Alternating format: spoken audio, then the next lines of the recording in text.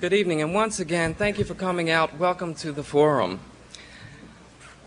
When considering the question of whether or not the America of the 1990s can rid itself of sexism and racism, perhaps we can begin with two observations made 2 years ago.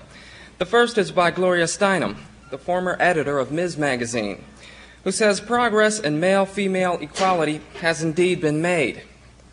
Oh yes, she said, almost everybody in the country now feels differently about what men and women can do, and has bigger, fuller dreams for their daughters. There's a great black South African feminist, Bernadette Masala, who said, when men are oppressed, it's tragedy. When women are oppressed, it's tradition. Now at least we know that it could be different, and I think that's the big change of the last 20 years. There's an understanding now that women are full human beings, that the barriers are political, not biological. But we are just beginning to make the structural changes that make these new ideas possible. Now we have support for equal pay, but we don't yet have equal pay. Now we have support for shared parenthood, but we don't yet have shared parenthood. We don't have parental leave for both parents of new babies. But the idea is there. By historical precedent, we have about 75 to 80 years to go in this war, but it's finally happening. And secondly, consider this observation made by Thurgood Marshall, then Associate Justice of the Supreme Court, who commented on his fellow justices, 4 of whom attended Harvard Law School. What do they know about Negroes? You can't name one member of this court who knows anything about Negroes before he came to this court. Name me one. Sure, they went to school with one Negro in the class. Name me one who lives in a neighborhood with Negroes. They've got to get over that problem, and the only way they can do it is the person himself. What you have to do, white or black, you have to recognize that you have certain feelings about the other race, good or bad, and then get rid of them. But you can't get rid of them until you recognize them. There's not a white man in this country who can say, I have never benefited by being white. There's not a white man in this country who can say it. Maybe he doesn't know it. For example, all these graduates from Harvard, they were one of 300 students, and there were 2 Negroes. Tonight's panel members are familiar to the Kennedy School family. Ronald David, M.D., is a lecturer in public policy. The former Deputy Secretary for Public Health Programs in the Pennsylvania Department of Health, David has had a distinguished career as a doctor, researcher, and an instructor in pediatrics, obstetrics, and gynecology. He's been a successful administrator and advocate for community health programs, most recently in Pittsburgh, where he has served on the Mayor's Commission on Black Infant Mortality, and as an advisor for the Health Programs Training Program and for Parents Helping Parents. He is a contributor to several publications, including chapters on neonatal resuscitation, historical perspective, and current practice, and the fate of the soul and the fate of the social order, the waning spirit of American youth. He is also the Poet Laureate of the Kennedy School. Thank you, Dave Shackman. Please welcome him.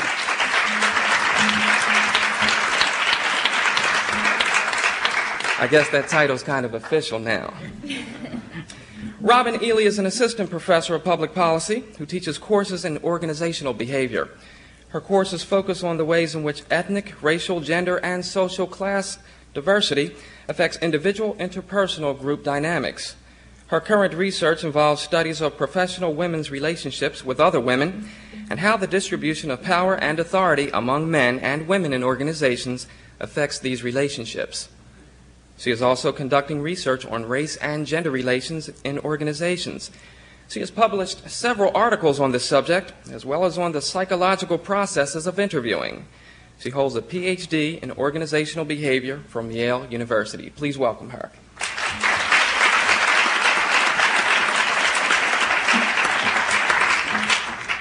David T. Elwood is a professor of public policy and a labor economist who specializes in the problems of the poor and disadvantaged and in policies designed to help them.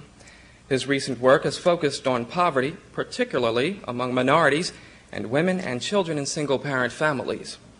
His recent book, Poor Support, explores the causes of poverty and the prospects of designing a support system to replace welfare that encourages self-support and reinforces the efforts of the poor. Recently, Elwood co-edited the book, Welfare Policy for the 1990s. He is on the steering committee of NAS National Forum on the Future of Children and Their Families, and is a faculty research fellow at the National Bureau of Economic Research. Please welcome him.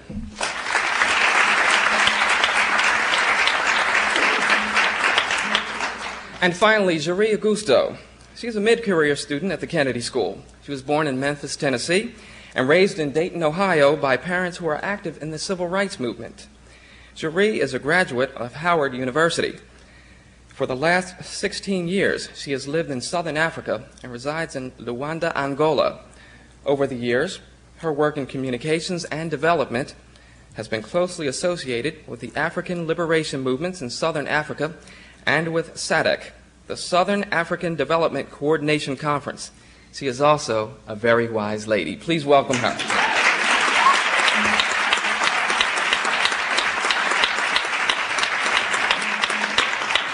The format for tonight's program will be relatively simple. Each of our panelists will give a short talk, and then we will open up the floor to discussion. So first up is Mr. Ron David.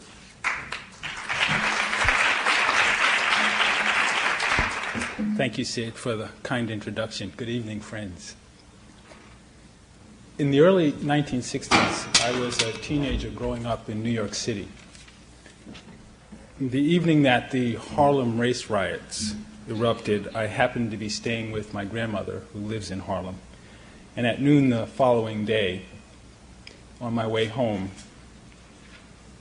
I made my way toward the subway station at 125th Street and Lenox Avenue, and I was pulled into the recess of a storefront by a white police officer and beaten with his nightstick.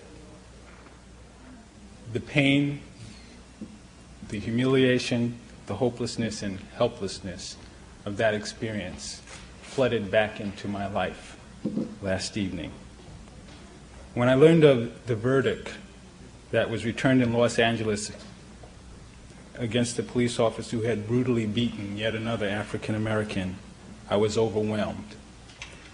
And the flood of that despair all but drowned out the naive optimism that I normally have as a reflection of my hope for resolution of the conflict that divides this nation, the conflicts about race and gender and sexuality. But the propensity to deny as a human being for us as frail human beings is great. And I tried desperately to make this senseless verdict an anomaly of justice. And so too did a lot of other people. This morning, a local disc jockey had invited people to call into the radio station with their concerns. And all but one of the people who had called in had expressed outrage. None of those who had expressed outrage mentioned at all race or racism as an issue, of those that I heard at least. And the one individual who was not, at least apparently, outraged had concluded that since the Constitution only required that the people on trial be tried by a jury of their peers, it wasn't necessary to have blacks on the jury in LA. I picked up the New York Times at South Station to satisfy myself that I had either misunderstood or failed to comprehend some important legal canon. And my eyes were arrested by one writer's observation, and I quote, "Although many critics had, and some supporters of the verdict said the change of the site of the trial to the mostly white middle-class Ventura County aided the defense lawyers said that race was not a factor and that they believed they could have won a case anywhere outside of Los Angeles County." So, late last night and all of today, my heart's been filled with rage. And my mind keeps filling up with memories of seemingly desperate or disparate and otherwise related events. I remember, for example, my experience as a cabinet officer in the Casey administration when then Secretary of Labor and Industry Harris Wofford was introduced to me. I admired and appreciated his compassion for people, especially the disenfranchised, I remembered the key role he is said to have played in bringing the Kennedys and the Kings together. And I remembered how this dimension of his life was concealed from the public when he challenged Thornburg for the seat Senator Wolford now holds. And I remembered that his campaign managers considered his affection for the poor and disenfranchised an affliction, a political risk. Free associating, I also remembered recent events that transpired here in the Commonwealth of Massachusetts, right here at Harvard. You will recall the response to student protest over discriminatory hiring practices when Dean Clark at the Harvard Law School observed, quote, "The minority students need a sense of validation and encouragement, with the fundamental problem being a need for self-confidence that plays itself out as, why doesn't Harvard Law School have more teachers who look like me?" In a sense, we're dealing with one of the symptoms of affirmative action, end of quote. From California to Massachusetts, the Pacific Ocean to the Atlantic Ocean, the fate of Black America is being determined in courts, in schools of law, and in legislative chambers. Our fate is being determined by jurors, presumably our peers, lawyers and legislators who are unable or unwilling to hear charges of racism, to see evidence of racism, or to acknowledge the insidious persistence of racism. In my current state of mind, I won't attempt to answer the question, can the America of the 90s rid itself of sexism and racism? Rather, I'll suggest what I think will be required if we are to do so. Mary Richards is a poet and the author of a book entitled Centering in Pottery, Poetry, and the Person, and she makes this important observation. From the child's ability to imagine grows as well the adult's capacity for compassion, the ability to picture the suffering of others, to identify. In one's citizenship, or the art of politics, it is a part of one's skill to imagine other ways of living than one's own. So for me, the most important ingredient for conflict resolution will be compassion. Not guilt, not blame, not denial, not a hoped-for absolution. As Shelby Steele once wrote, suffering can be endured and overcome, it cannot be repaid. It is with compassion that we can and must listen to one another. And one of the dangers of this time, I say with some political risk, is that cut out of the dialogue very easily now could be the European American male. I've seen that happen in my own classrooms. We must listen. Julian James, the author of a book entitled The Evolution of Human Consciousness, makes this challenge. Consider what it is to listen and understand someone speaking to us. In a certain sense, we have to become the other person, or rather, we let him become part of us for a brief second. We suspend our own identities, after which we come back to ourselves and accept or reject what he has said. But the brief second of dawdling identity is the nature of understanding language. And if that language is a command, the identification of understanding becomes obedience. To hear is actually a kind of obedience. The problem is the control of such obedience. This is done in two ways. The first, but less important, is simply by spatial distance. The second and more important way that we control other people's voice authority over us is by our opinions of them. If it's not been evident before, it is clear now we're unable to live apart from each other. We're going to have to learn to listen, and to listen with compassion. And it isn't an easy dialogue. Racism is alive and well in our nation, and we are dead and dying for our refusal to acknowledge it and to talk about it. We have to talk. Thank you.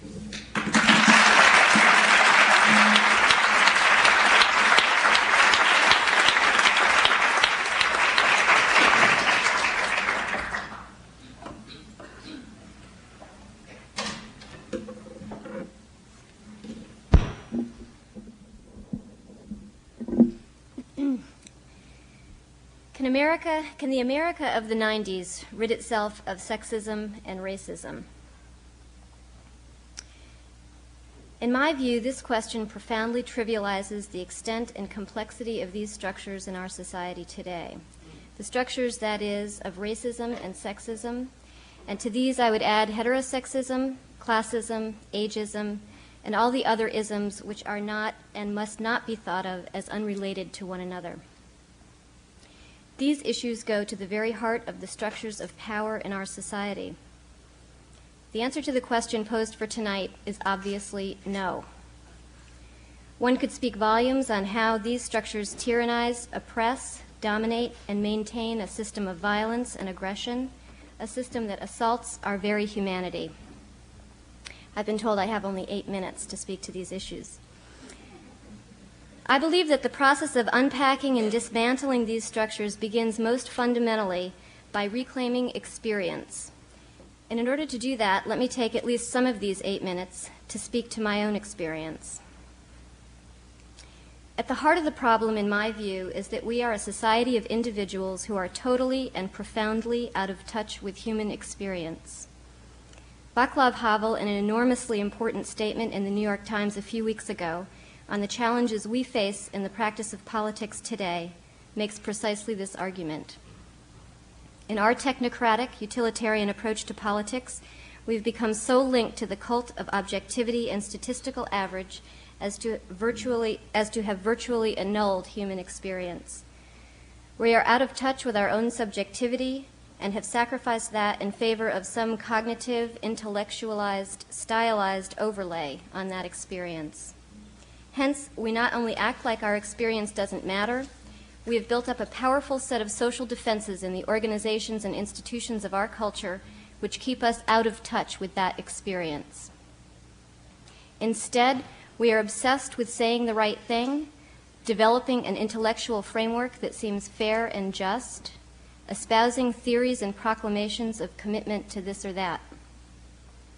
What this obsessive focus on saying the right thing leaves out is feeling. What feelings enraged the LA police so that they beat a man to near death?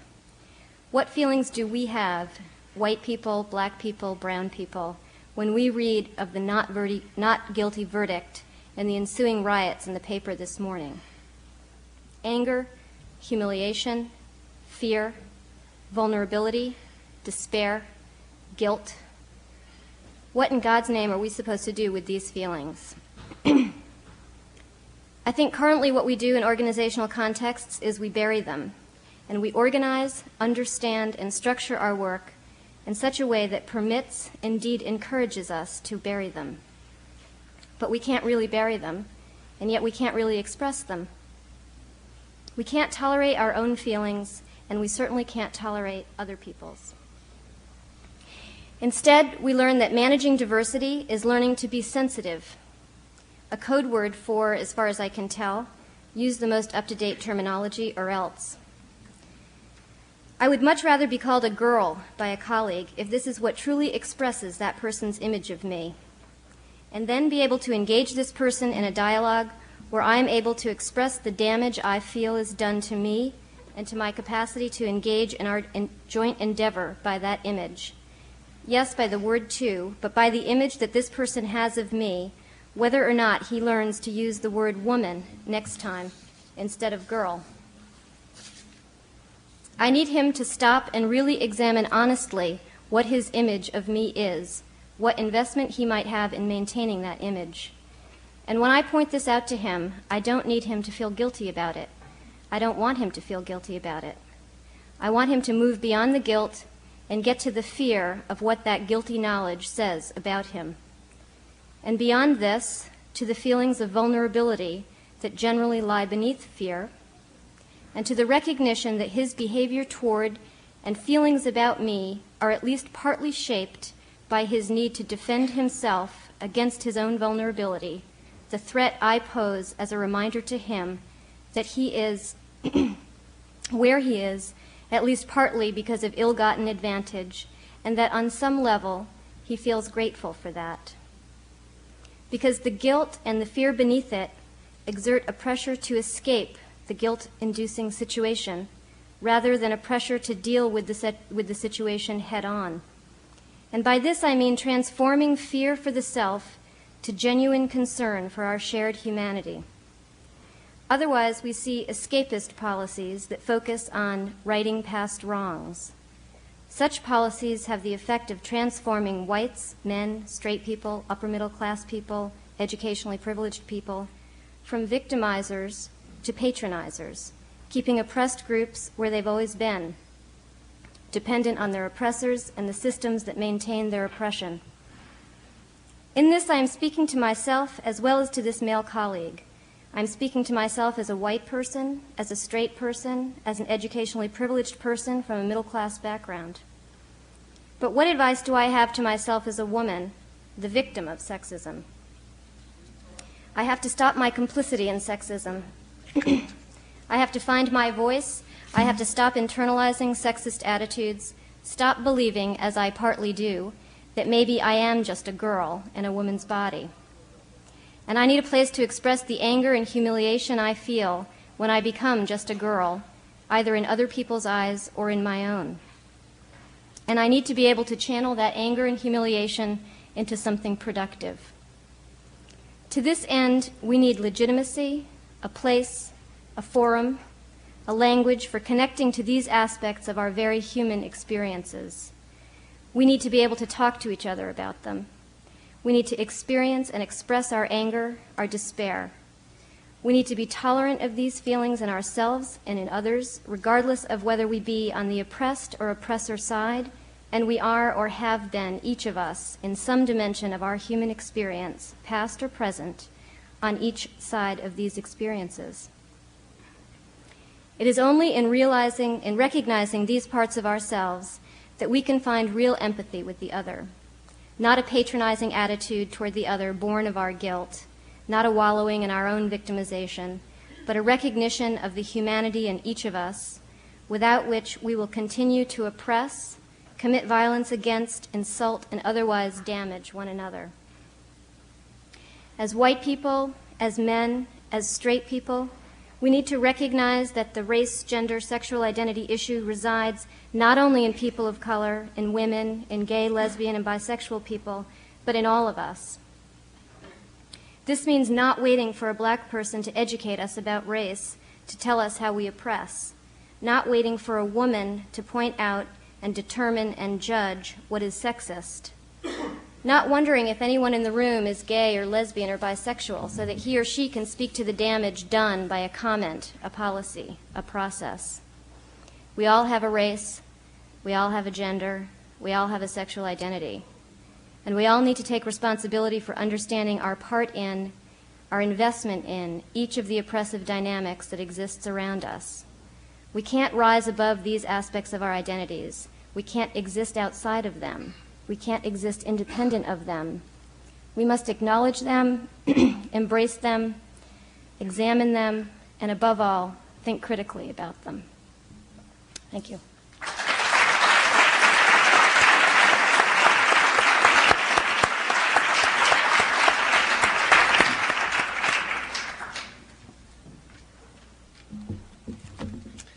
Well, those are two tough acts to follow.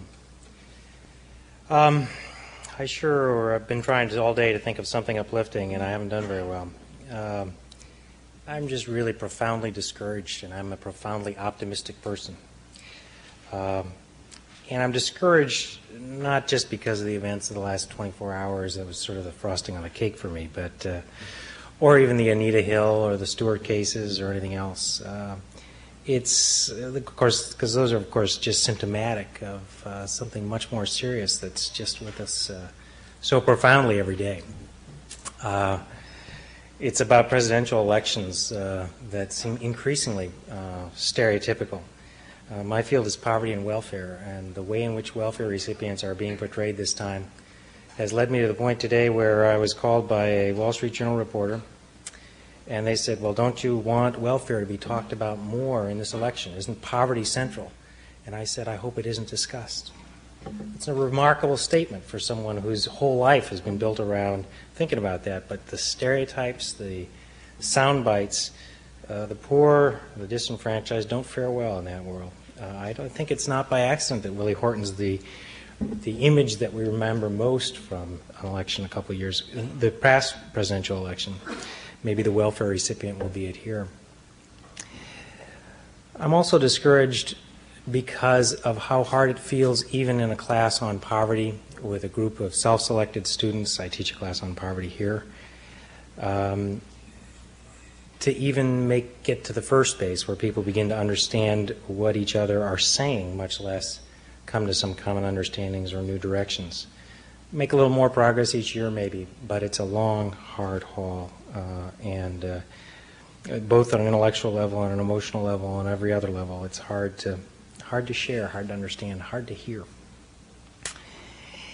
And this is discouraging in large part for me because I really believe the only way in which a society can survive and go forward is with some sense of community, with some sense of common identity and values. And it's increasingly clear across the world, and certainly in this country, that maintaining, building community in a diverse and a capitalistic society is extraordinarily difficult. It may be the predominant challenge that we all face. And it's extraordinarily difficult in part because it sure feels to me like the society is becoming much more about us versus them. Us is defined various ways, but it's always us versus them. In the poverty field where I see it most visibly, it starts as black equals poor, poor equals underclass, underclass equals bad culture, etc. Now, I'm not going to talk about the statistics except to say that 10% of the poor live in ghetto poverty neighborhoods, and only 30% of blacks are poor, and so on. You know, to build community, you require some things that seem so far distant from where we are. It's something about mutual respect.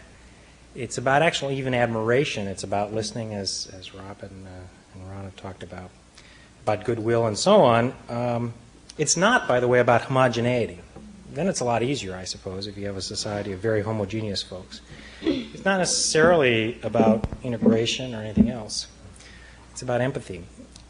Now, those are all strange and bizarre terms, but sort of how to get from here to there. There's definitely a side of me who would just like to sit down after that, to just say, I'm frustrated. But that's not acceptable. And so let me say a little bit more about the kinds of things that I see. In public policy, we've heard much more here tonight about sort of our private policies, but I think our public policies are really quite important too. But I'm not going to focus on very much on things like affirmative action or whatever. I want to talk more about the poverty and welfare policies that I deal with more directly. See, I think we've had for a long time a set of social policies that either advertently or inadvertently have served very much to create an us versus them attitude and expectations. The welfare system isolates, it stigmatizes, it humiliates, it certainly doesn't encourage work. Indeed, anyone that's been on welfare, that's gone to work, can't talk, often finds the experience so infuriating that they have a hard time even talking about it, because as soon as they try and get ahead, the system pulls them back.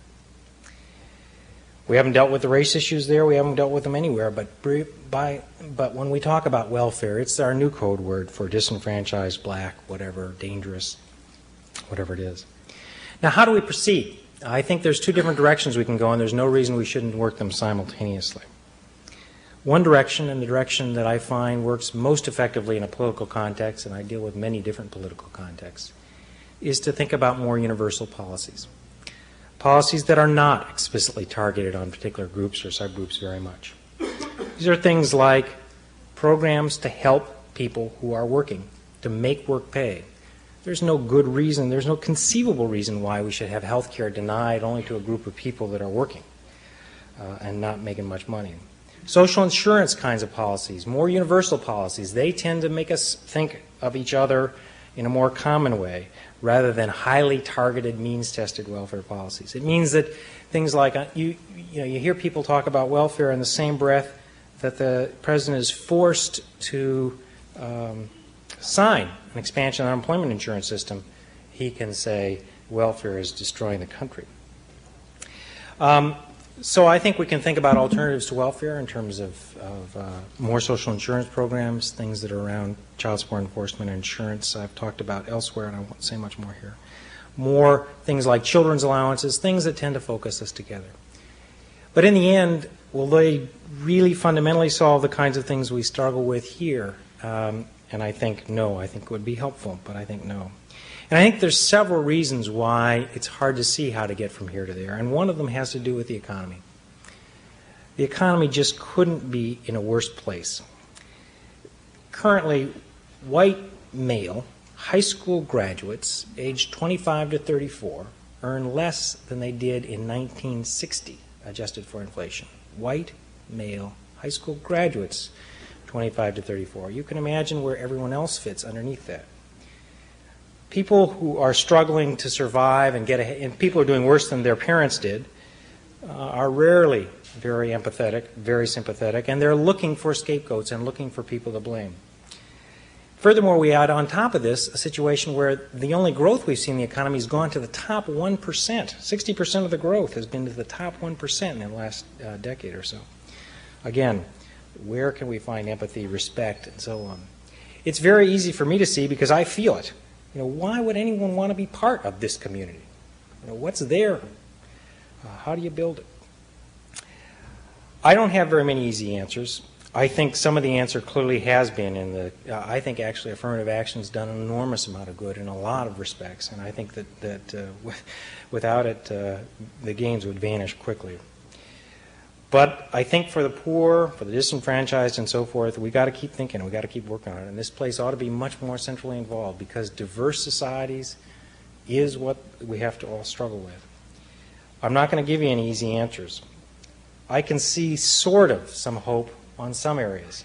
I see some hope in the areas of gender. There's been some narrowing of wage gaps.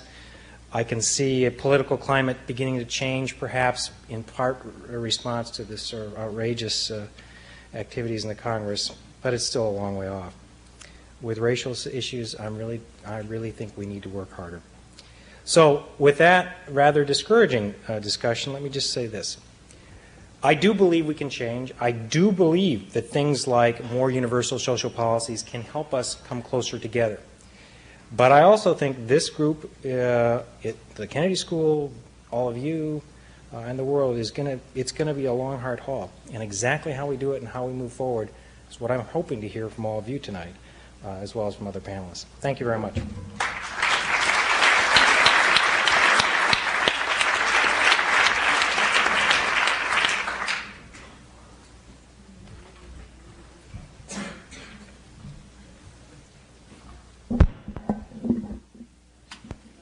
I must start my remarks with a disclaimer. Unlike the other members of this panel, I'm neither a scholar nor an expert.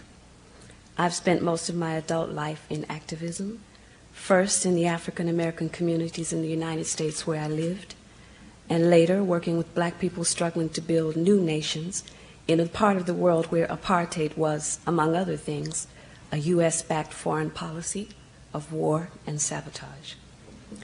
I really needed a year off to be, like most of you, a student. And I'm sure that's the real reason I was asked to be on this panel. And though I really dislike speaking before audiences, I was promised that tonight's discussion would try to break the usual forum mold, and that we on the panel would get plenty of opportunity to learn something from you, the audience. Living in other cultures has taught me to be wary of generalizing my interpretations and assuming that my values are the measure of what is universal. So I would like to focus my brief remarks on what I know and share with many of you, the intellectual experience of the Kennedy School, and how that relates to the study and practice of public policy. And by the way, 1/3 of my class is from outside of the United States, so our definition of public policy includes national and world problems. In those problems, whether we like to face up to it or not, race, gender, and socioeconomic class play central roles. It did not take any of us long to realize that there are certain intellectual frameworks and analytic concepts that, no matter what our chosen field of study, we would not be allowed to leave the Kennedy School without knowing. Rare is the soon-to-be graduate among us who does not know about the need for cost-benefit analysis, about the time value of money, and the necessity of negotiation among stakeholders. We have learned to shift curves and what to fill in at the points of the triangle representing mission, internal capacity, and external forces.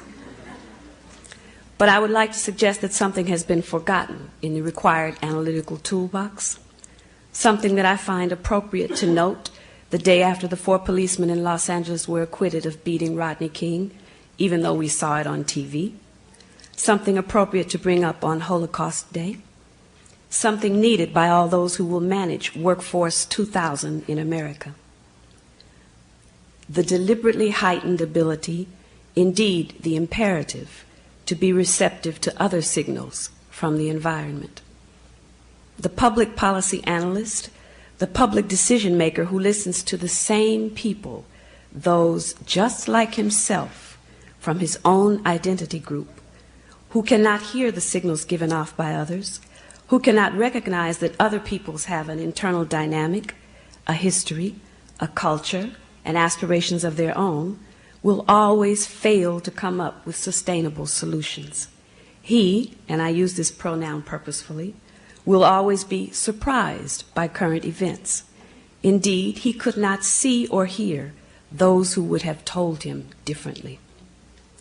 I have found that even in classes here at school where the need to avoid preconceptions was formally stressed, professors were sometimes unaware of their own strongly held biases, their inability to receive other signals. Part of this has to do with the institutional architecture. For example, at the Kennedy School, it sometimes seems that the programs are set up in such a way that American students and their foreign classmates reap far too little of the benefits of closer knowledge of each other. But an even greater part has to do with the dearth of signal senders of a different type at Harvard, especially on the faculty. I'm not talking about affirmative action.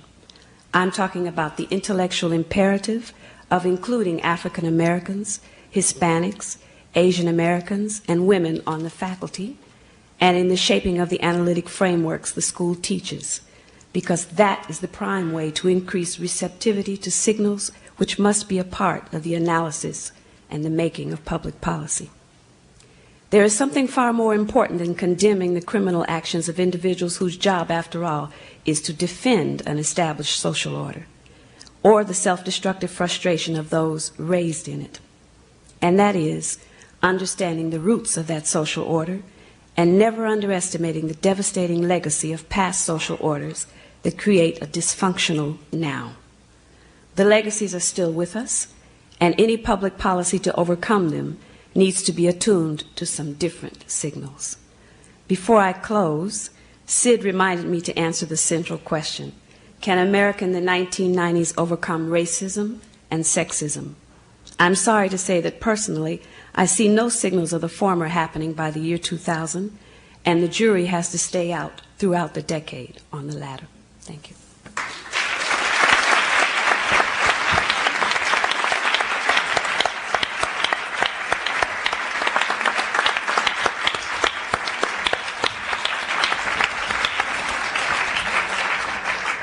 Four panelists.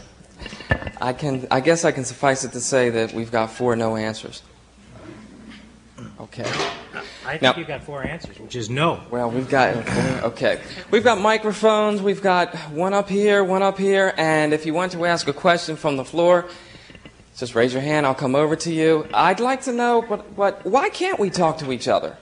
What is it about us that we cannot, as a people, talk to each other, even in this academic environment? Why?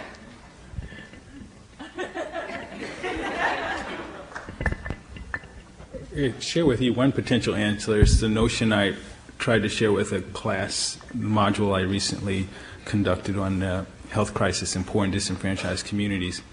In the opening statement I made to the class, I think this is true for all human beings, change is a threat. To acknowledge that life is not as predictable, controllable, and manageable as we like is awfully threatening. And so we create this illusion of certainty. And whenever the ego hears a threat or a challenge to its notion of reality, it experiences it as the threat of death. I mean that both metaphysically and practically. So that it is hard for us to hear the notions, the ideas, the constructs of reality that may come to us from any other human being. It is particularly hard when those others are from a different cultural or racial group. The ego experiences it as a threat of death. Okay, but let's talk about the Rodney King verdict for a second. Now, didn't everybody see that videotape? They beat the man half to death. But yet, the jury said that these men were not guilty. I want to know why that happens. Is it strictly a racial thing? Is it strictly race? Is it? Or are we to believe what one of the jurors said, which was that if Mr. King had just done as he was told and left the car, he wouldn't have gotten hurt like that? Now, which one is it? Does anybody have a comment? Please, feel free. Do you have a comment? Because look, folks, we're going to talk this thing out. That's why we're here. Sid? Got one over there. Yeah, I don't know that I have an answer for your question, but last night, today when this happened, all I could do was think about what happened after Mayor Moscone of San Francisco and Supervisor Harvey Milk were murdered in cold blood, and I think it was 1978, and the guy who murdered them, who was another supervisor, was acquitted on the basis of a Twinkies defense, that he had eaten too much junk food, and that had caused the murder. And just to answer your question, is it just race? You know, it happens in other circumstances too, and there were riots in San Francisco after that verdict was rendered.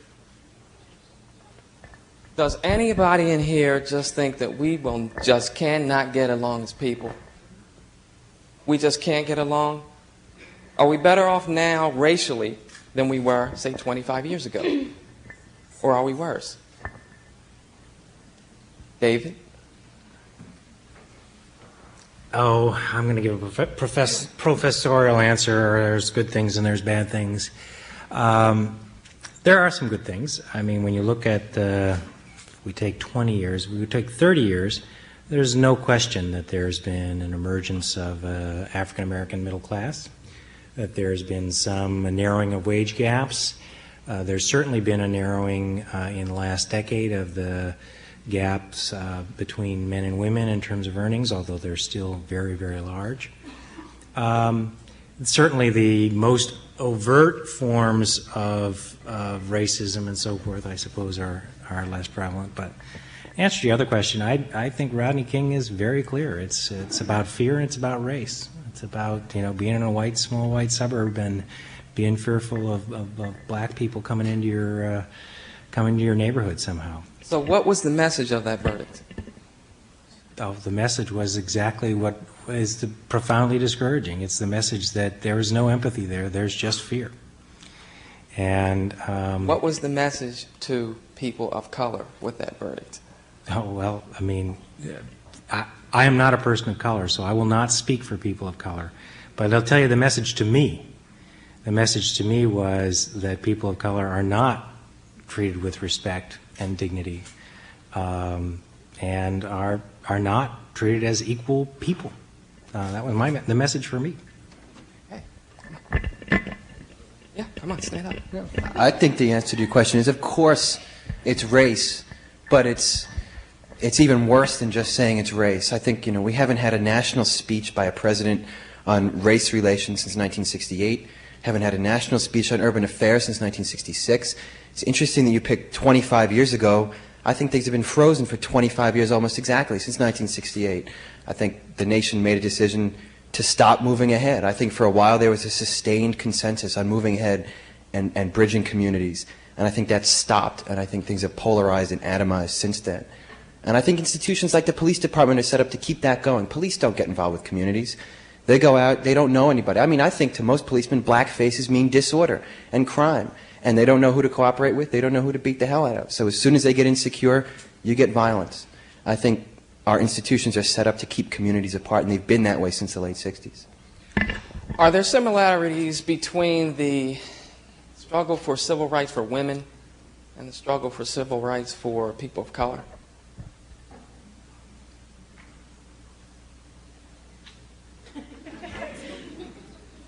Let's ask someone who was one of both.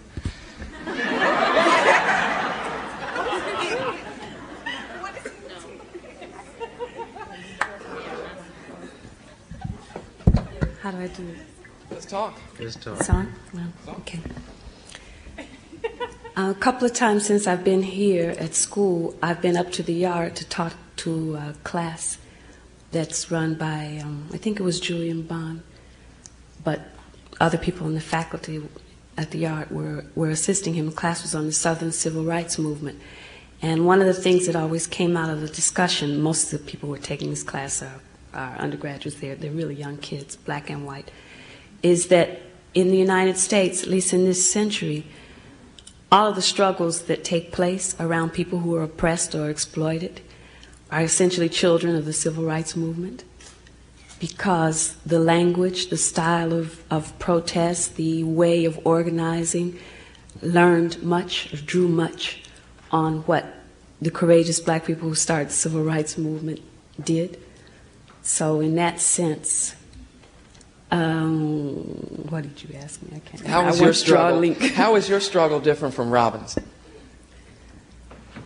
How is my struggle different? Is it different? Yes, it is. I think that for black women, you bear, this almost sounds like a tautology to say, but you bear a double burden. Robin bears a burden about being a woman, and I bear a burden of being a woman and black. It doesn't mean that our struggles don't sometimes coincide, and it definitely means that we should cooperate wherever we can. But I can't forget, whenever I have to face a problem as a woman, that also I and the other people who look like me and my own sons and my own father have to face a struggle as black men. So, Robin, can you, as a white woman, can you identify with the color aspect of what Cherie has to deal with in her struggle? I can identify with pieces of it. In some ways, oppression. Am I off? Am I on? Okay.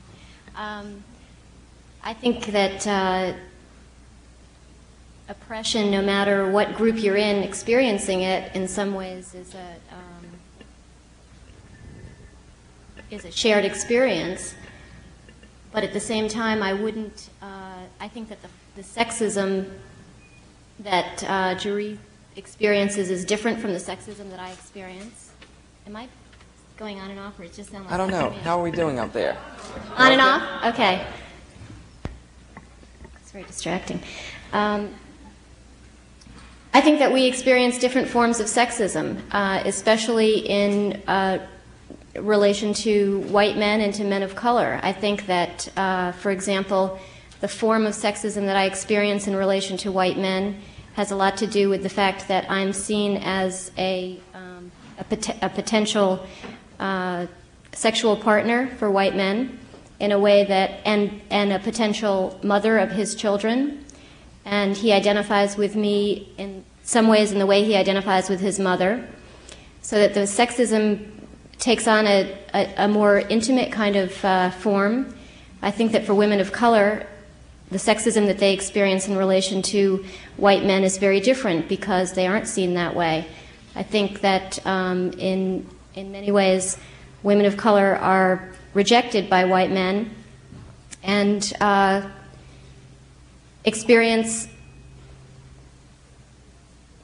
an experience that is much further from the mainstream, if you think about what happens in organizations, for example. So I think that there are some real differences even in the sexism that we experience. I think that women of color experience sexism in relation to men of color. I think white women do too, but then you've got a race overlay where white women are in a dominant position with respect to race in relationship to men of color. And I think that further polarizes and makes complicated those relationships in ways that they aren't between men and women of color. So I think that I guess what I'm saying is that I'm not sure that I buy. I'm not sure that I buy the sort of additive model of oppression. That is, I'm not sure that white women and women of color experience sexism in the same way, and then women of color have the added burden of racism. I think that the two together combine to make for a qualitatively quite different experience in relation to different other groups. Okay, but let me ask a question, though, because Cherie is a black woman, and black folks basically don't have much power. But for every white man, there was a white woman that gave birth to this white man. So why is it that these attitudes still persist? I've never been able to understand that. Since white women raise white men, why is it that white women have to fight for this equality after all of these years? Because their sons should be grateful to their mothers? No, but if it takes a white woman to give birth to a white man, and I can't so she should raise him. No, okay. I can't understand why in this country, first of all, we worry about whether or not we can have a female president when other nations, like Britain, Pakistan, Philippines, they've had women. They've had women in charge. Why is it that women in this country have only gotten the vote in this century when white women give birth to white men? Sid, somebody. Can we participate up here in the balcony? Sure. Thank you. Yeah, I just wanted to ask, though, isn't this also, are you saying that there isn't a problem where black men might oppress black women, Asian men might oppress Asian women, and so on? I don't know if you want to look at this as white men and white women. I think that from what I can tell, all women have to deal with this problem with all men. Why don't we enlarge this this dialogue in that respect? Okay. Well, we'll enlarge it up there. Hi, I want to change the focus of the conversation a little bit. Go ahead. Thank you. And I'd like to direct this to Professor Elwood. I heard you talk a little bit about the policy and making policy issues more universal, and I heard you mention welfare as something that's not universal. I think that our understanding of the welfare system is a bit murky, to say the least. I think that there's some misunderstandings about who's receiving welfare benefits and how it's distributed. So I'd like you, if you can, to give us a little bit of the statistics so that we can walk away from this forum event with a more clear understanding of exactly who's receiving the welfare benefits, so that we, the people here in the forum, will understand that it's not the African American community that are the major benefactors of the welfare system. Sure, I'd be happy to. Welfare is frightfully misunderstood, and no more so than the last 2 or 3 weeks, especially in the television media. About 40% of the recipients of AFDC, which is the predominantly focused on welfare program, aid to families with dependent children, are white, non-Hispanic. Another 20% or so are Hispanic, and the other 40% are African American. Many stays on welfare are relatively short, and the average family size is 1.9, about the same size as the overall country. In fact, it's been shrinking faster than the average family size.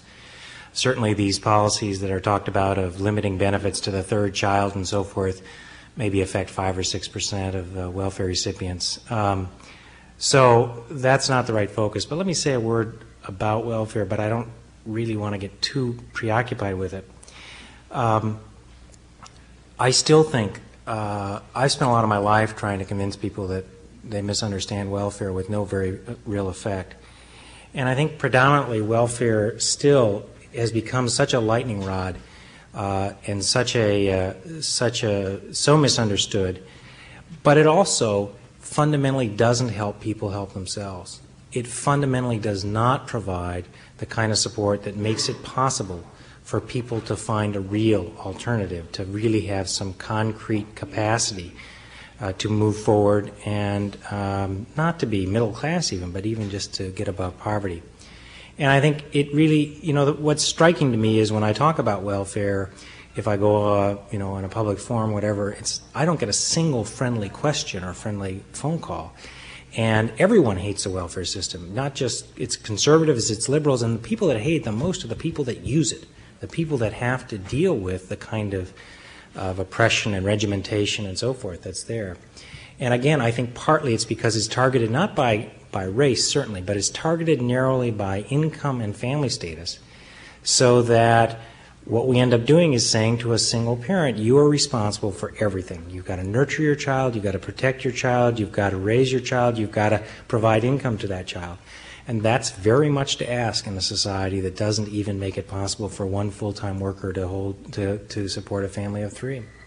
So I think that looking for alternatives to welfare is actually a starting point, and I think that the same thing with the so-called underclass focus. I think a lot of the tension around racial issues is focused there. I'm not sure it's the cause by any means, but it's really a tiny fraction even of the poor, and certainly of the black poor and so forth.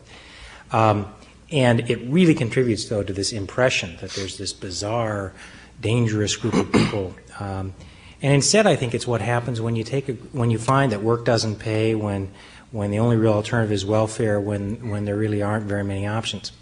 And so I think focusing instead on things like making work pay, on helping single parents realistically support themselves, on rebuilding neighborhoods and breaking down barriers. You know, what's funny about all the racial things, in some sense, it's not so hard in one funny way. I mean, the Kerner commissions and all, we talked about breaking down barriers, creating education, and, you know, a lot of these there have been enormous educational gains. There have been, you know, it's not hard to figure out some of the things you would do, but they're not politically feasible. But why is there such an impression that there are more black folks on welfare than white folks? And I'll ask another question. Who are the main beneficiaries of affirmative action? May I read some statistics also, since the young lady asked for some statistics that could Sure. Go ahead. assist the discussion? I brought along, it's a book review of a book that I haven't even read. It's called Two Nations, so I can't say that I'm for it or against it, but I just want to take some statistics that are cited in the book. Two Nations offers ample evidence of where that stigma leads. For only a few examples, black Americans are 12.1% of the tabulated population, but they get only 7.8% of the 3.6 trillion total personal income received by everyone in 1990. Among men with 4 years of college, blacks earn $798 for each 1,000 of income earned by whites at the same level of education. Black college men earn only a few more dollars than white men who went no further than high school. Nearly half, 44.8% of black children live below the poverty line, compared to only 15.9% of white children. For as long as records have been kept, in good times and bad, white America has ensured that the unemployment imposed on blacks will be approximately double that experienced by whites. And it goes on and on. I think that sometimes we focus the discussion on welfare. You need to focus the discussion on the economic system in and of itself, and what happens to black people in it. I wanted to ask elsewhere, so that there is, in fact, poverty in European American communities. But to acknowledge that in America is difficult. We have to find that problem called poverty elsewhere. To acknowledge that we live in fragmented families all over America, disproportionately in poor and disenfranchised communities, but even in privileged American communities. To acknowledge that is painful. We need to find that problem elsewhere.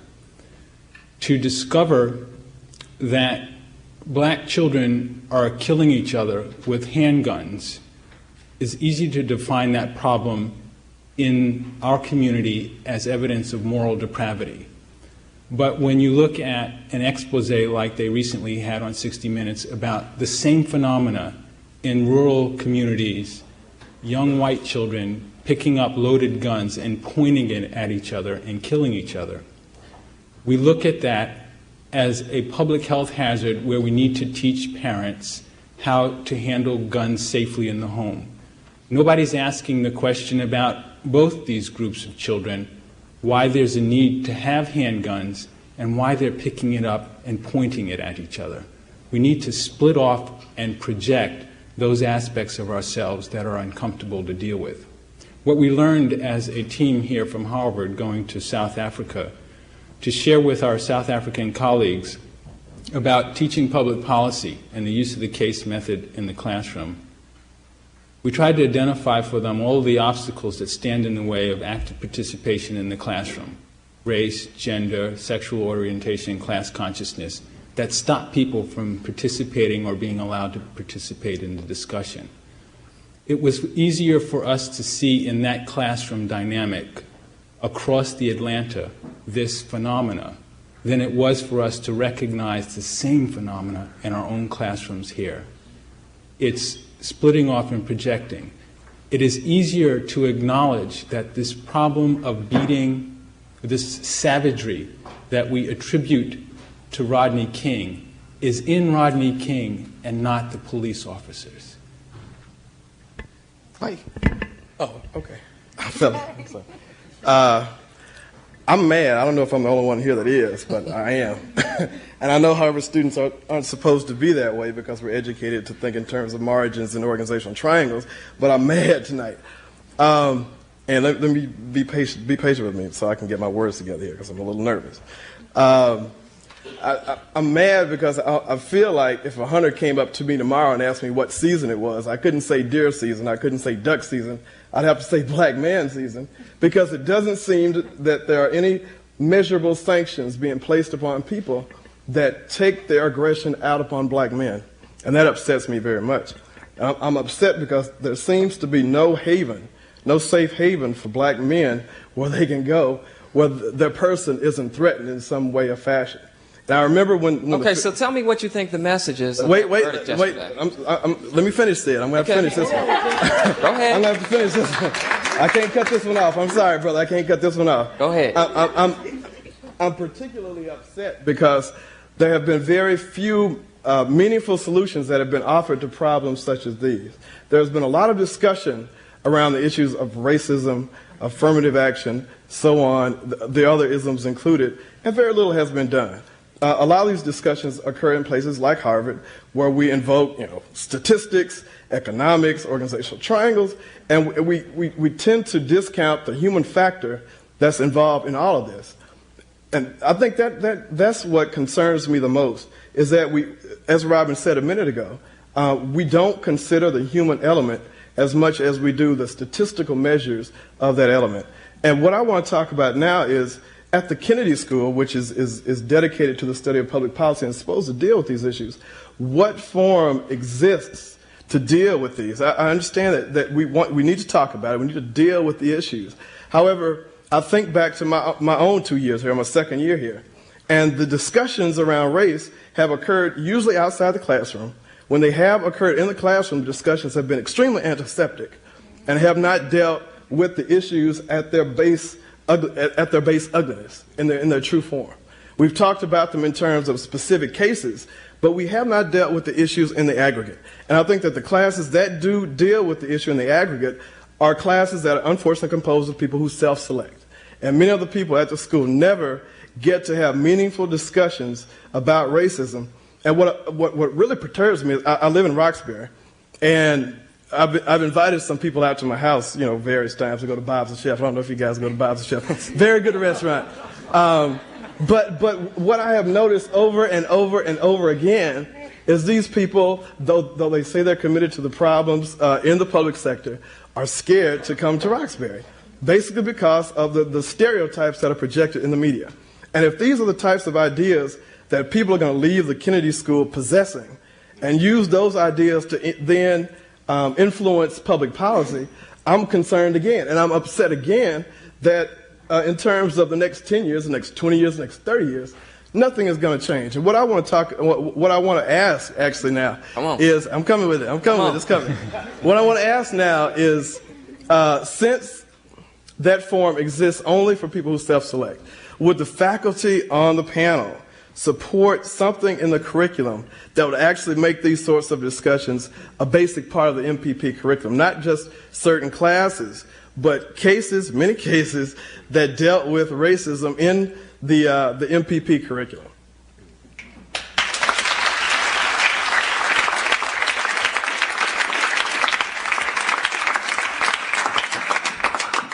Well, I have a few things to say about that.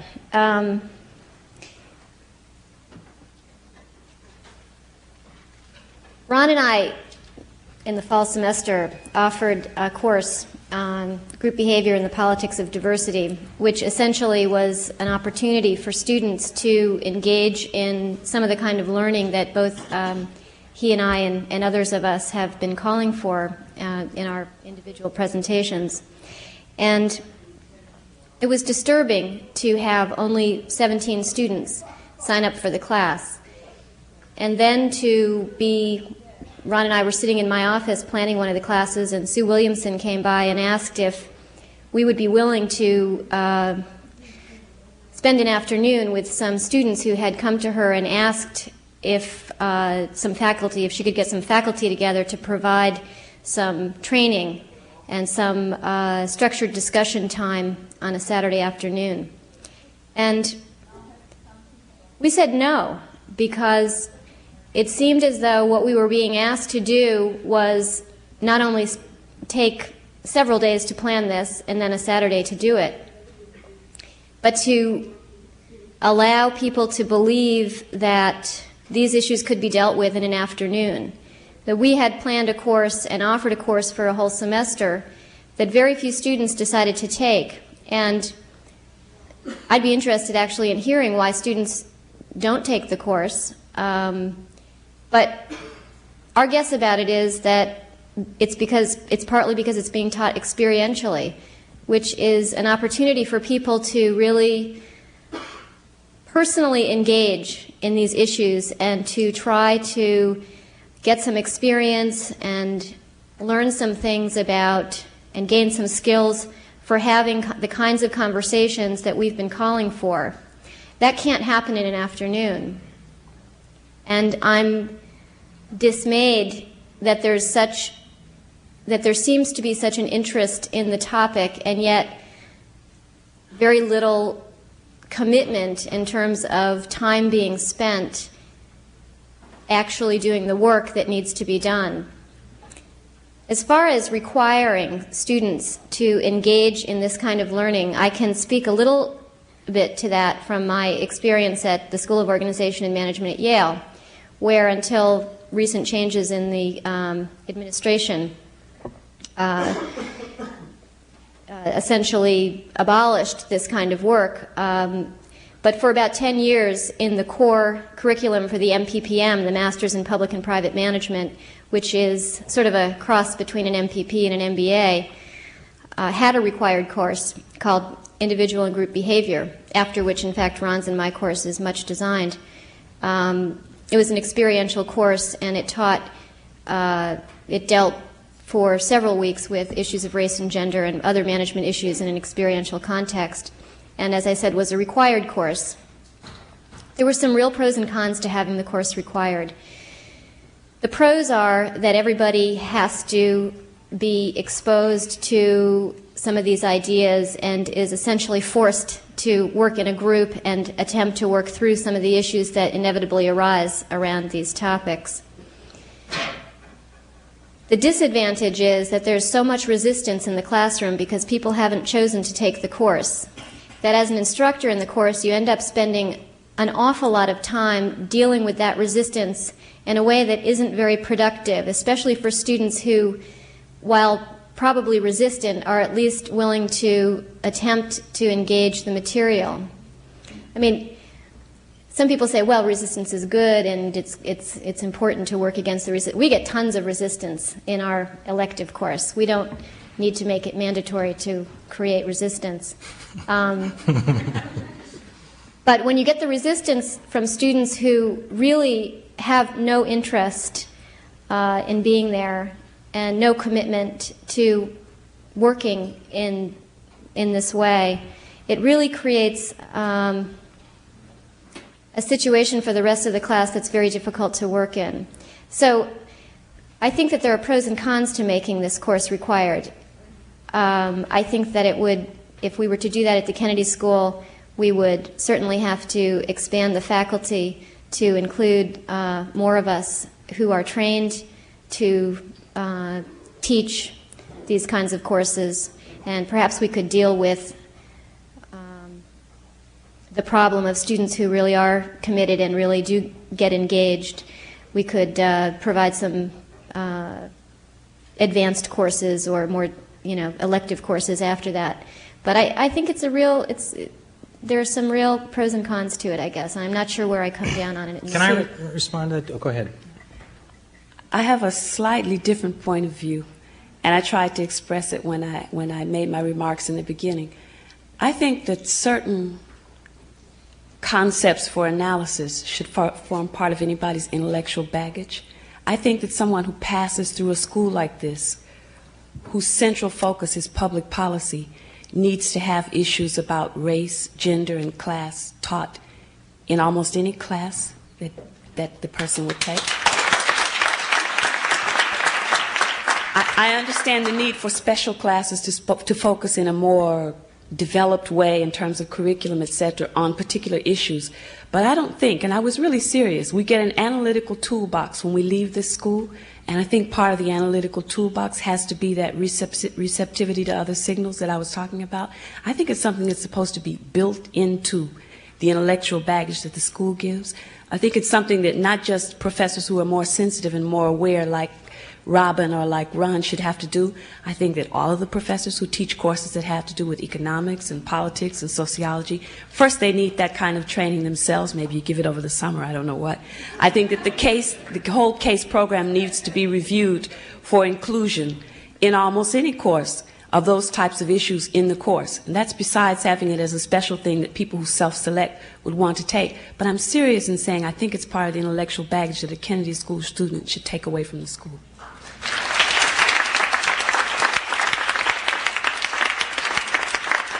I totally agree. There's just no question. And it's got to get done. And the only hard part is, of course, what Robin says. Robin says it's hard and people get frustrated. And, of course, that's a good reason, a good excuse, perhaps, but it's not a good excuse. And so the real hard part, of course, is even if we can do better, and we sure as heck have got to find a way to do better about having a more diverse faculty, more representative faculty, and so forth. But even if our wildest aspirations, or the people at this table's wildest aspirations, were to come true, you're still going to have an awful lot of white males teaching those courses. And it's really important and difficult for people to learn and listen and grow. And in my own experience is, and I will not hold myself out as anything other than someone who has tried, is that it's very difficult. It's very hard. It takes a lot of work, and it took many years for me to even begin to feel like I could hear. And I have to admit, the first few years, I was stunned by what I learned. In fact, I still am stunned by what I learn each time. And indeed, I find in my class now in poverty, I often do things to try and stir things up more, so that people get so angry they actually say what they think. And then people are stunned to hear, oh my gosh, I thought weren't we all just trying to live together in peace and harmony? So I think, but the simple answer to the question is absolutely yes. But but it's not so simple to figure out how you get from here to there. I'm not so sure a required module or anything else of one flavor or another is going to work right for everybody. And I think the harder question that we need to work with all of you and we need to work with ourselves is how to find a way to get from here to there. Because this is, if one of the 2 or 3 central problems that we face in governance in a democracy. It is central. And it's central that people of all shapes and sizes and colors and attitudes and backgrounds and so forth can deal with it. So people are starting to work on it, and we need to do a lot more. And I think I hope, and I actually have some hope, that people will start taking it much more seriously and make it more a part of not just, by the way, the MPP core curriculum, which is often the focus, but the entire curriculum, what it is fundamentally we're about. Upstairs. Yeah, well, most of my questions have been answered already, but for the 3 faculty members on the panel, I think you're 3 of the very few faculty members here that do raise issues of race rather than squelch them or bury them. And I've had at least one professor say explicitly, this is so important that I don't want to do it injustice, so let's put it aside and not deal with it. And I think that's very frustrating. And it's obviously really damaging. And I'm wondering, especially Professor Elwood, just from taking your economics class, and seeing that you weren't afraid of raising these issues, and even when there was some outcry at different points, you kept coming at it and weren't afraid to keep talking about the issues. And I'm just wondering whether there's a required course or whether the curriculum changes or not, what do you say to your colleagues about why you keep working on this and how you keep working on this, and what advice do you or would you give your colleagues on these issues? You know, I cannot tell you how scary it is. It's astounding how scared people are, how scared I am to be up here. There's very few settings when I'm really afraid. I'm really afraid. And, you know, it's not just the simplistic sort of political correctness, are people going to think I'm bad or whatever. It's an area that touches at all levels of your being at a time when most professors, I mean, it's just by its nature, I think Robin said it very well, this is an intellectual place where emotions are supposed to be stepped aside, and yet these things rapidly become very emotional. And by the way, I've taught classes that I would say basically went off a cliff. In fact, you've all been in those classes where it's not that learning happened, just anger got voiced, just pure out anger, and partly it's because it happens so infrequently. So one of the things we did, we've done at various times that was very helpful to me, but it wasn't widely participated, was actually have a small seminar of faculty members who talk about how they themselves go through the experience of teaching in the classroom. And by the way, we talk about, you know, you come in and you say, oh my gosh, I just taught the worst class of my life's come to an end, you know, they're going to run me out on a rail. And it's actually very helpful, and very, you know, there's a sort of support network you have to build up here. And I think one of the things we've got to do is figure out ways to target people. I don't think you can sort of take the whole faculty, sit them around and say, okay, now let's all talk about this issue. I think they too have to self-select in a sense, but there are people kind of at the margin. But how are you going to be able to talk to the faculty about these issues when most of the faculty are white males? Why does that make them unable to talk about these issues? Well, it's not that they can't talk about these issues, but if you've got a whole bunch of one group, be they black males, black women, white women, how much can you really bring into the group? How much talking can you talk about? What can you say? I think white men have a lot to say. But how much input can you have into another group if you don't have that diversity?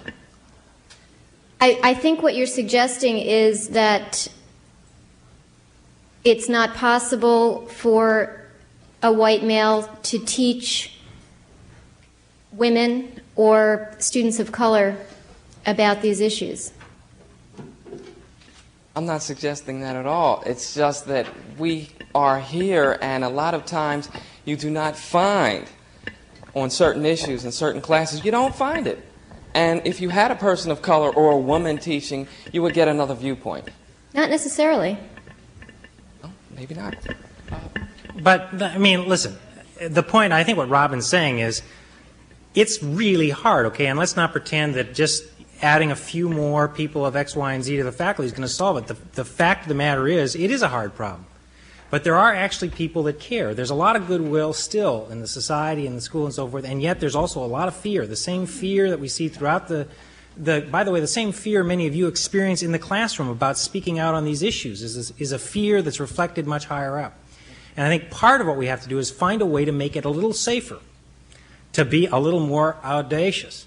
And that involves all of us, and it also involves all of you, so that when someone does do a bad job, when they try and do something that does a bad job, that they don't then get humiliated, which is often what they feel. And so it's going to take, I mean, I believe in this in my soul. I absolutely do. And by the way, one of the few good reasons for tenure is being able to take risks, all right? But, man, it's going to take hard work. And if you can't do it with white males, it's not going to happen. And that's unfortunate because it's got to happen. And so we've got to find a way to do it with everybody. And that doesn't mean that the white males all by themselves can do it. That's for sure. But it does mean it's got to take a combination. Yeah, it's a fear that I feel tonight. I wish more of you would speak up. Come on. Okay, I'm an MPP one, and I guess I'm going to kind of talk like Mike because I'm just kind of talking from the heart. As a student in the MPP curriculum, because that's all I can speak to, and last semester, all of my professors were white males except one. And this semester I have a little bit more diversity. I had a black male and a white woman, which was nice. I guess the one thing is I appreciate my professors this semester who made an effort to discuss race and not use me or my other classmates of color as an example. I mean, I think that we have a lot to teach students, but I also think that we came here to learn. And, you know, I think that the professor that I had this semester, she came to us and she asked us if it would be okay with us. And I think that that sensitivity and that respect and just looking out for our dignity was very much appreciated. And she was like, she said that most of the white male professors are like, oh, well, they should just step up and take the bat. And, you know, if I call on them in class. And, you know, that's something that you need to relay to the professors, that a little sensitivity goes a long way. Because even though she messed up the class totally at the end, the fact that she made an effort, no, I mean, really, and my friends, they were very upset, but the fact that she made an effort, I mean, she is one of my best teachers this semester just because she made the effort. Okay, thank you. Yeah. I want to question the fact that we came to the Kennedy School to learn how to talk to each other and that we're going to have various people tell us how to talk to each other. The young man up there gave me an idea that something I've been doing for 20 years and I think everybody in the Kennedy School ought to do. You ought to go to Bob the Chef's. You ought to have glorified chicken. You ought to have sweet potato pie. You ought to talk to those waitresses. They've been there for 30 years. You ought to talk to those kids sitting in the booth next to you. You're going to feel a little embarrassed at first. They look tough. You say, well, you know, what do you want? But start talking to them. You know, go into those neighborhoods. My kids were in school, in public school here during the busing in Boston. If you want to learn about racism, you could have learned it in Boston in the 70s. You can still learn it today, but it was on national TV. Go to Hennigan School. Go to a PTA meeting. Go into Roxbury. If you're scared in the classroom, come on. I mean, you don't have to be scared in Roxbury. You're going to walk through there. You're going to talk to people. They're going to say, hello, what are you doing here? You're going to say, I came down here. I'm at the Kennedy School. I want to learn about race. And, you know, I know a black girl in my class. I mean, woman. I mean, yeah, well, in my class, and I want to talk to her. But, you know, she's middle class, and I really don't want to hear about that. No, I mean, come on. It's not hard to learn. These are not rare species. And it's not scary. I mean, but do it. You know, the welfare mothers. If it's not scary, then why don't we do it? I mean, we're sitting here, we're trying to have a discussion, and nobody's at the David's microphone. class was fantastic. I learned absolutely everything. I mean, even more than I ever want to know about poverty. But the thing I learned most, and he says everybody learned the most, is when he said, why don't you talk to some mothers on welfare? We went into Roxbury Multi-Service Center. You know, met kids, met people. Met an old friend who runs the multi-service center. I mean, I think that the MIT Urban Studies program has Mel King, who has a Community Fellows program. Mel King was in every march with us in the 70s. Mel King was in our neighborhood. Mel King is an activist. We need activists. We need academics, but we need activism. And if anything's going to get done, it's going to be done through political action, not, you know, sitting around and contemplating where our ego is, or these sort of things. I mean, it's activism. Okay, but why are we so scared? Don't. But why are we so scared to go into each other's neighborhoods? I don't know. I've got a problem. I've never been scared. People say, you know, you ought to be scared. And I don't know. I wasn't brought up scared. So, and it wasn't like there were a whole lot of black folks in Wisconsin, you know. but I mean, once you want to find one, you can find them, you can talk to them, and you don't have to be scared, but you don't have to read it in a book. You can go to Bob the Chef's, right? Yeah. I'm sure. Good food at Bob the Chef's. Well, I think Mary really hit it on the head when she said I wasn't brought up scared, and I think that all of the panelists mentioned fear at the root of these isms, and how to address fear is courage, and the point is that our systems and our neighborhoods, we're not taught courage, and it's not promoted, and that's where the leadership angle comes in, and that's why it's so imperative to have this in each of our components in our classes. And I really think it's the leadership on courage within ourselves and without ourselves that we're missing. I had one question that's a little different. I was wondering if I could take this opportunity to ask it. Okay, Ron David's comment on shadowboxing triggered an observation that I had tucked away, and I just wanted to get back to the America part of the question tonight. And I've noticed that people in other countries have often made this observation of an overriding sense of idealism that drives America, and that there's a tendency to maybe obsessively grip this notion of biggest and brightest and best. And while you can frame it in terms of progress, as we saw last night, I think it can also be a very destructive force because it leads to denial and a lack of honesty. I'm just wondering how much you think some specific, like on a cross-cultural or international spectrum, how much you think some specific characteristics of American culture contribute to our isms here. What is it about American culture that makes us like this? Somebody mentioned media, so I guess that would be one influence. Well, the media is part of the larger culture. I'm reticent to answer here because I have this notion that when you speak, you can only learn what you think you know. And when you listen, you can learn from others. And so that's why I'm hesitating to speak. But the thought that occurs to me, the issue that I keep attacking is this thing called capitalism and all the other issues that undergird it, like rugged individualism, this notion that we can live apart as individuals. Capitalism implies competition and therefore gets in the way of people coming together. And I think it's striking, at least bears some observations I shared with my class that I just finished. Every problem stands in dialectical relationship to something else. And poverty doesn't exist in a vacuum. Poverty exists because of wealth. We study poverty assuming that wealth is the goal to attain. I think we need to understand what the pathology of wealth is about as well. Upstairs. Yeah, I wanted to address Robin's question about why people don't enroll in that class, and I was just thinking for MPPs, part of it could be that we have so many core required classes and there really aren't that many electives, and maybe you could offer that as an alternative to the ethics program or integrated or something like that. But, and the other thing that I wanted to ask about is exactly what do you think the agenda should be of the diversity movement, and what should be our vision of a society operating without racism and sexism, and as, like, I don't know, maybe interracial marriages, integrated communities, female presidents, and anything else you can think of?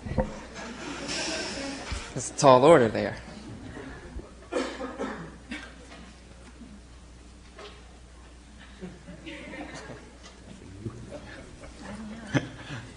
I think one of the things, speaking now as a clinician, physician, one of the things we need to learn about courage is the capacity to suffer, to deal with pain and suffering.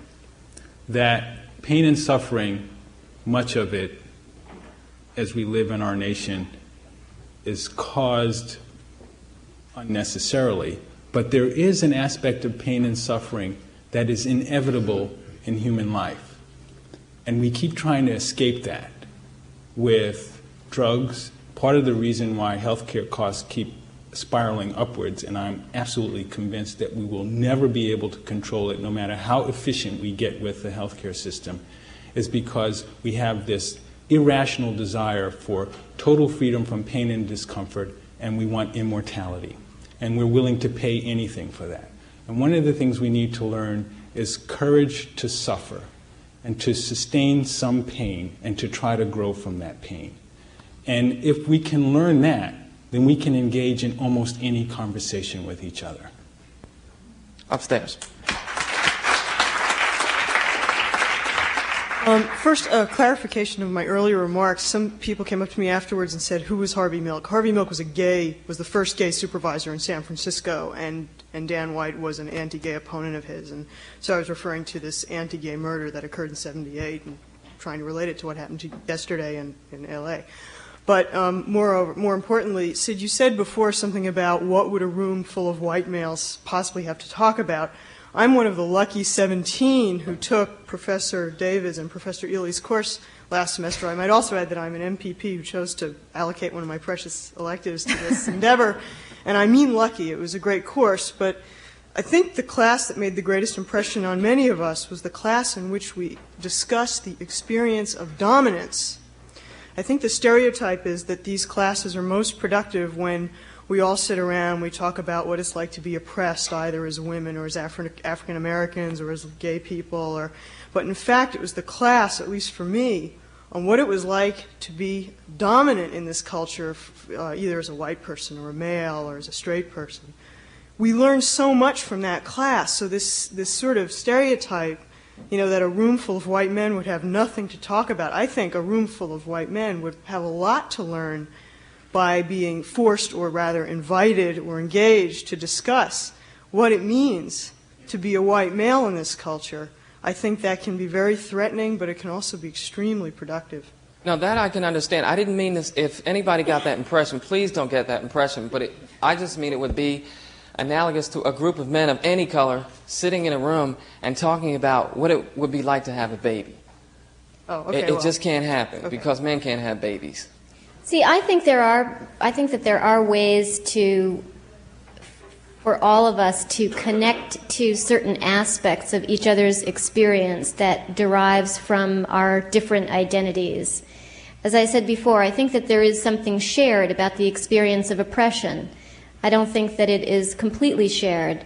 I don't think that as a white woman who experiences sexist oppression that I can understand from that experience exactly what it's like to experience racist oppression for a black man.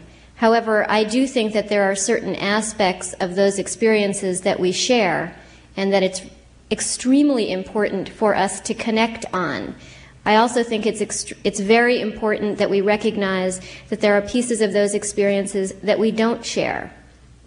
But it's through the connection, I think, that we are able to start a dialogue based in empathy. I also think it's important for us to recognize what the differences are. Okay, but let me tell you about an experience I had. I took David Elwood's class, and I really loved it, and he made a lot of people uncomfortable, and I think that's what you have to do sometimes.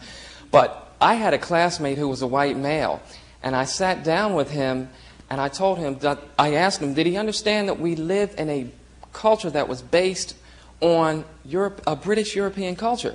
And he didn't understand that. And I said, wait a minute, look at the architecture of these buildings, look at the banking system, look at the legal system, look at the education of this country, all of the systems of this country, the institutions. He did not understand. See, it's very difficult. We're British based here. I think what Lauren was speaking to about the experience of dominance, it's extremely difficult to get in touch experientially with dominance. What is it like to be a dominant person? What does it feel like to look around and see the architecture that's been created by people in your group and who are your ancestors? So what is it like? It's like, right. What? It's like normal. It's like normal. Right. Exactly. Exactly. So what do we do so it won't be like normal? We have to talk about it. So we get folks to think about this. I couldn't believe I was explaining to a white guy that we live in a British European culture. A culture based on British European. Can I just say one or two words about that? Sure. Please. As the only white male on the panel and all that stuff. I'll tell you what I've learned on this matter. A lot of it has come from trying to talk about it in the classroom and being blown away in terms of somebody says something that makes no sense to me. I mean, it really just doesn't register. I don't get it. And so the first few times you say, well, clearly, idiot speaking. It's the usual defense mechanism, very helpful at Harvard. Very common also. Very common. But eventually, you either have to decide you're not going to teach this subject anymore or you're just try to listen a little bit. And so I also think that, and I recognize there was a comment made earlier, which I very much respect and struggle with, which is that some of the learning that has to take place does have to be, in fact, from people of color and from women and so forth. And a lot of times it's the very simplest, most trivial kinds of insights that have to be generated. And that's unfair. And it's especially difficult in the world where, there's again, a predominant white focus and white male often in the classroom. But I think learning can take place, and I think it's sometimes difficult. But I think that yes, some of it has getting people together. Some of it can be done in training sessions with people that are interested in doing that. But I think just pushing the first step of starting to teach, I think the reason this faculty group got together for a while to talk about teaching of race and gender was that some people tried to do it and it didn't work very well. And you didn't quite understand what was happening. And so when you started to talk and started to realize, so I think some of it has to be, people have to start being encouraged to do it and pushed to do it and learn from that experience and go forward. And I realize that's only a small step, and I think but it's sort of like, for me, it was sort of once I got going, I realized how much I didn't understand and how much more I had to learn. And as I say, I sort of feel like each year I'm doing a little better, and I've learned a little more, and I'm a little less surprised, and the words make a little more sense. And that's about all that I can do, but I nevertheless think it's a step. I'd just like to add something in the line of courage and in the line of what can a room of white men talking alone do. I think that there's an analogy sort of like about a lot of the things we've learned about the environment and protecting the environment. People in the North, when they talk about preserving the environment and protect the environment, they're really talking about the third world doing something about the environment, and they're not talking about changing their own habits of consumption or changing their own habits of production. Sometimes things about racism and sexism have a similar kind of thing. It's courageous to reach across the lines. It's also very courageous to work behind the lines. I think that where you are in your community and among your peers, the discussion about racism and about sexism also has to take place. And I think that the more you learn about yourself and critically self-examine your own history, the more helpful you can be in a struggle on racism and sexism. Okay, thank you. Not much time left. Let's have quick questions, quick answers. Quick questions. I've taken 11 courses at the Kennedy School, all taught by white, able-bodied men, 10 Americans, 1 Canadian, made me feel right at home. And I was struck, they were almost all economics. I was struck by the fact that people talked about race and income issues, the way they talk about hair color. I mean, I was just amazed. Like no one talked about redistribution issues and income distribution issues from a perspective that recognized that sort of rich people have a nice life and poor people have a pretty rotten one. That was just, and I know, David, that your course is different, and I only didn't take it because I've been using your book for 3 years. But I even broke my rule and bought it in hardcover. So I'm just wondering. You were the one. Your international sales, right? I'm just wondering how we get through, because some of us think that the way we're going to have to make social policy is to be able to take the economists on. We think we need those tools, and yet those issues just aren't dealt with in the classroom, and I don't know what we, being one-year people, can do about it. So I guess it's up to you. I think the institution has to do something about it.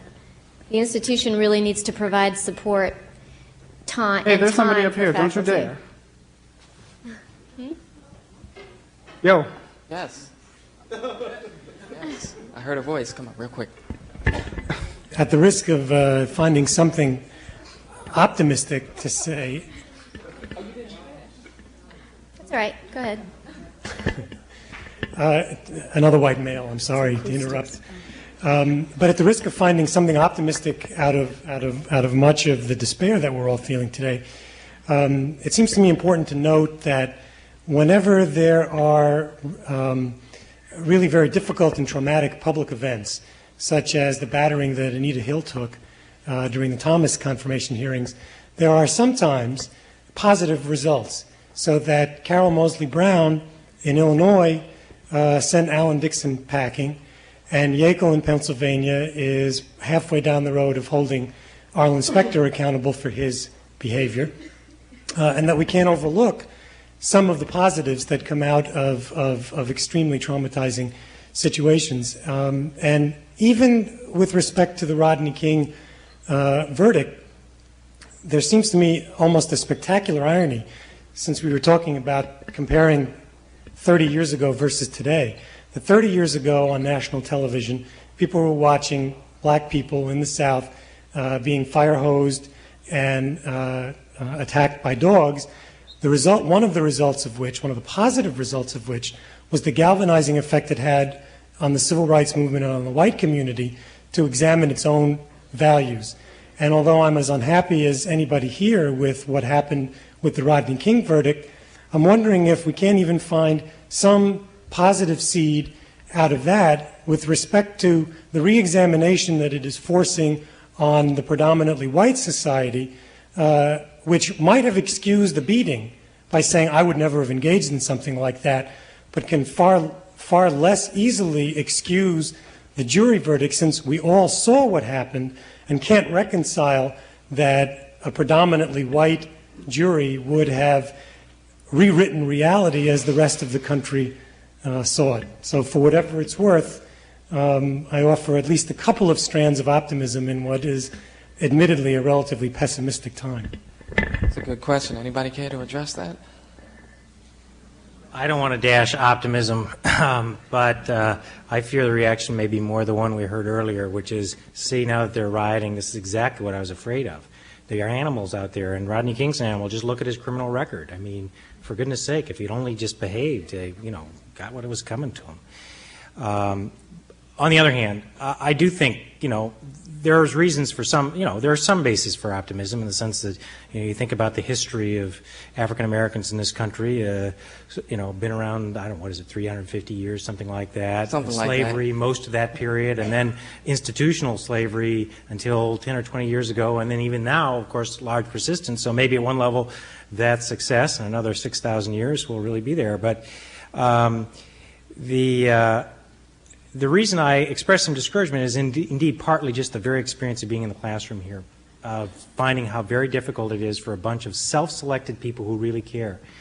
And part of my reasoning for moving in terms of my public policy structures, people have been kind enough to refer to my book and so forth. The word race does not come up very often in that book, and that's a very conscious strategic decision, saying, again, focusing on the us and not the them, and the tendency to focus on black poverty. That's a very painful thing for me, because I think racism is very central to understanding why it is the structures are the way they are. But in some sense, going for more uniform policies, universalist policies, actually has the effect. I'm really stunned when I go into state legislatures or deal with congressmen and so forth. You can't talk to a conservative and say, are you for or against this proposition? If you work, you shouldn't be poor. They don't say, I'm in favor of if you work, you should be poor. On the other hand, if you sort of said something like, are you in favor of affirmative action or should I raise welfare benefits? Bingo, you're dead. So I think that there's some hope in that direction. I think that there is some motion. I think that, the increased education we see and so on, maybe this generation of middle class will provide some opportunities and inspiration. But, for me, the biggest thing, as I mentioned before, is the economy. When wages aren't growing, empathy is really in short supply. The one difference between now and the 60s is there was no question that everybody was getting richer all the time. And so you could look and say, that's kind of unfair that they're not getting richer. But now it's not most people aren't. And I don't know how the country's been willing to put up with the sort of dramatic changes in the income distribution in the last 10 years.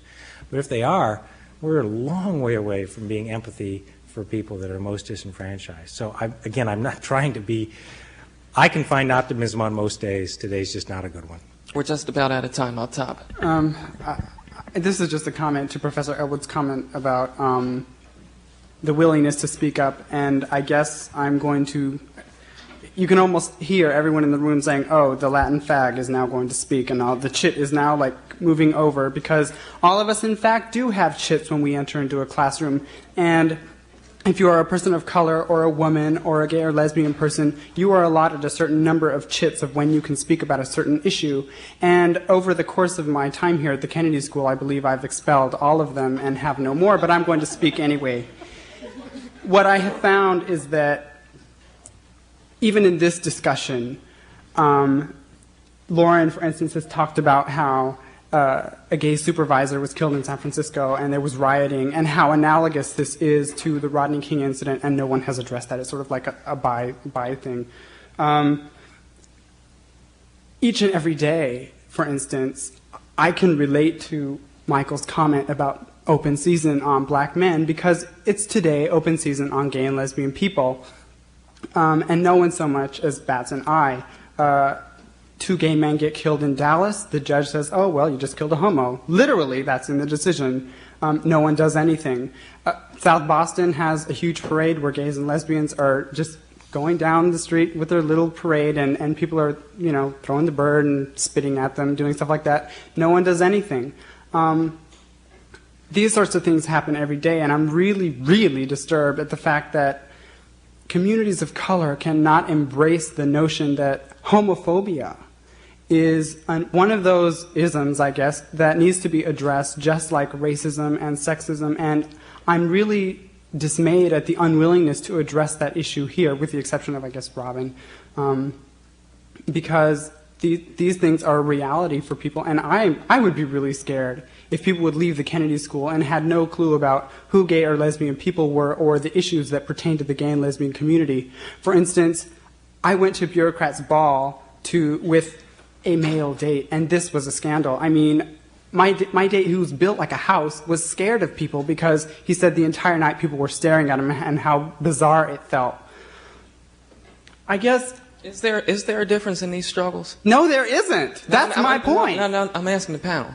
Do you think there's a difference in these struggles? Women, people of color... Why is it that... I mean, wait a minute. No, I'm still speaking. It's like this thing happens with Rodney King, and everyone gets really mad. This same thing happens all the time to gay people, and no one does anything. So why do we look at it differently? I don't think it is different. I don't think we look at it differently necessarily. My reaction to the Rodney King event was based on my personal biography, having been assaulted by a police officer. The tenor and content of the message I had planned to deliver was very different until last night. The concerns I have does extend to every disenfranchised group. I think the phenomena of splitting off and projecting, shadowboxing, applies to our heterosexism as well. In every male, there's a feminine aspect. In every woman, there's a masculine aspect. In this nation, we're not allowed to acknowledge that.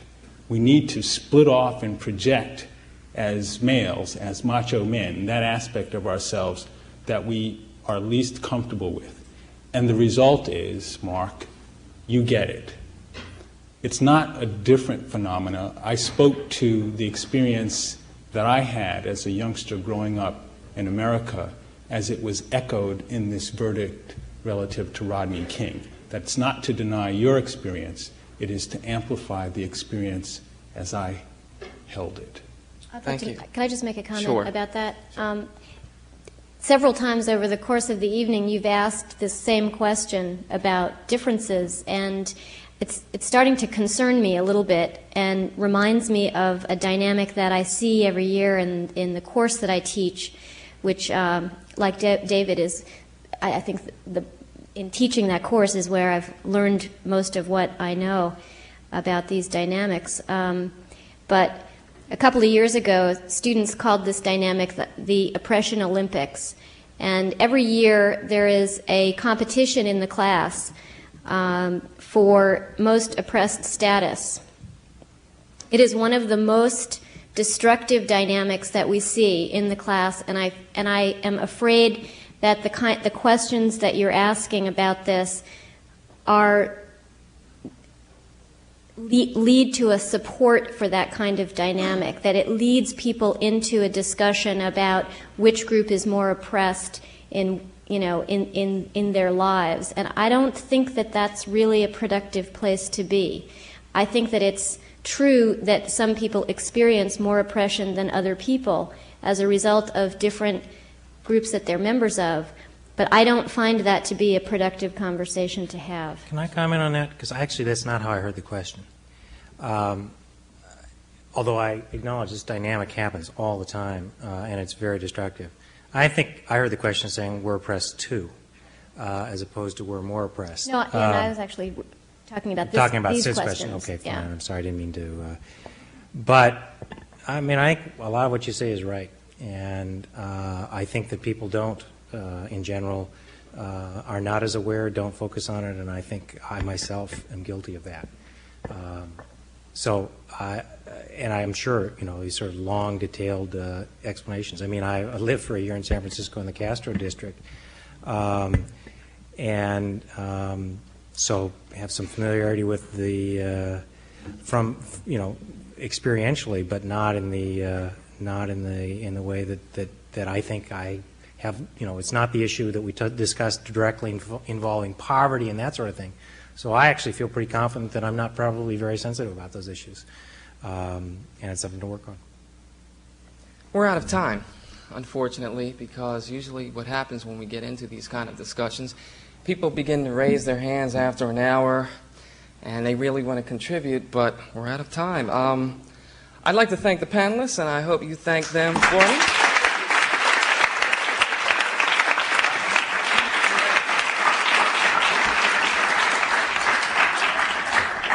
And I'd like to know if you have any closing comments at all that you'd like to leave us with.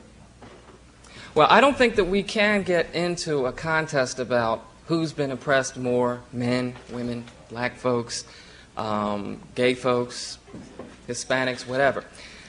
I'd like to close just by a quote that it always sticks in my mind. It's by Martin Luther King. It's very simple. We probably all know it. We must all live together as brothers or perish together as fools. And thank you for coming out. I hope it's been productive.